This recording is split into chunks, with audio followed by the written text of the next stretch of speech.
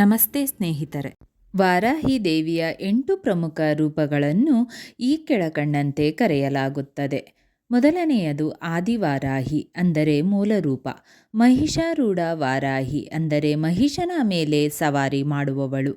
ಉನ್ಮತ್ತ ವಾರಾಹಿ ಅಂದರೆ ಉನ್ಮತ್ತ ಭೈರವನ ಶಕ್ತಿ. ಸಿಂಹರೂಢ ವಾರಾಹಿ ಸಿಂಹದ ಮೇಲೆ ಸವಾರಿ ಮಾಡುವವಳು. ಸ್ವಪ್ನ ವಾರಾಹಿ ಕನಸಿನಲ್ಲಿ ಬಂದು ಮಾರ್ಗದರ್ಶನ ನೀಡುವವಳು. ಅಶ್ವರೂಢ ವಾರಾಹಿ ಕುದುರೆಯ ಮೇಲೆ ಸವಾರಿ ಮಾಡುವವಳು. ಲಘು ವಾರಾಹಿ ಸರಳ ರೂಪ. ಮಹಾವಾರಾಹಿ ಸರ್ವೋಚ್ಚ ರೂಪ. ಪರ್ಯಾಯ ಅಷ್ಟವಾರಾಹಿ ರೂಪಗಳು ತಾಂತ್ರಿಕ ಸಂಪ್ರದಾಯದ ಪ್ರಕಾರ ತಿಳಿಯೋಣ.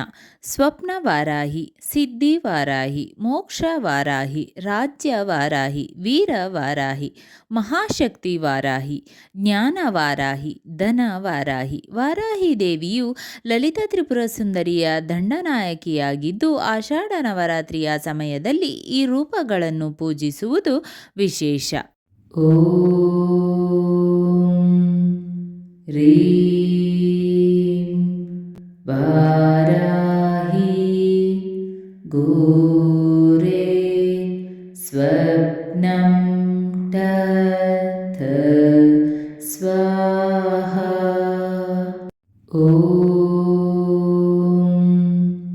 ರೀಂ ವಾರಾಹಿ ಘೋರೆ ಸ್ವಪ್ನಂ ತತ್ ಸ್ವಾಹಾ. ಸ್ನೇಹಿತರೆ, ಈ ವಿಡಿಯೋ ಇಷ್ಟವಾದಲ್ಲಿ ಲೈಕ್, ಶೇರ್ ಆ್ಯಂಡ್ ಕಾಮೆಂಟ್ ಮಾಡಿ. ಮುಂದಿನ ವಿಡಿಯೋಸ್ಗಳಿಗಾಗಿ ಚಾನಲ್ ಅನ್ನು ಸಬ್ಸ್ಕ್ರೈಬ್ ಮಾಡಿ. ಧನ್ಯವಾದಗಳು.